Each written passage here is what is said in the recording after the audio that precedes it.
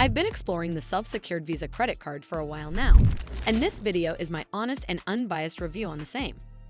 I'll cover all the main points, from key features to risks and considerations. So by the end of this video, you'll have a better understanding of it. First, let's talk about what it offers. The Self-Visa secured credit card is aimed squarely at people who want to build or rebuild credit without going through a traditional hard inquiry, which is a big deal if your history is thin or damaged. You put down at least $100 as a refundable security deposit, and that becomes your credit limit. So the bar to get started is pretty low compared to many secured cards that want a larger deposit.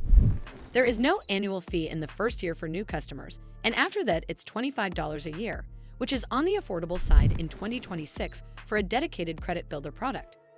Self also reports to all 3 major credit bureaus and leans into education around using less than 30% of your limit and paying on time, which is exactly what most people need when they are trying to move their score in the right direction. With that said, it's not perfect.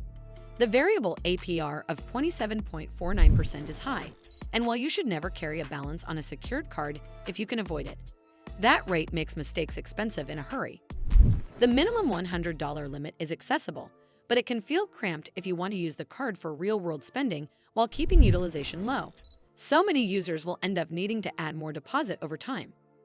There is also a $3.50 instant debit funding fee and potential late and returned payment fees up to $15, which can sting if money is already tight. And because Self is not a bank and partners with issuing banks in the background, you are still working inside a fairly narrow product ecosystem instead of graduating quickly to a mainstream unsecured card. Overall, the Self-Visa secured card is a solid, no-nonsense option in 2026 if you care more about building credit safely than about rewards or perks, but you mean to treat it like a strict training tool. Keep balances low, pay on time every month, and avoid carrying debt at that high APR. Well, that's all for this video. I hope you found this video helpful. And if you did, make sure you give this video a super thanks by clicking on the heart icon to help support the channel, and don't forget to hit the subscribe button. We'll see you in the next one.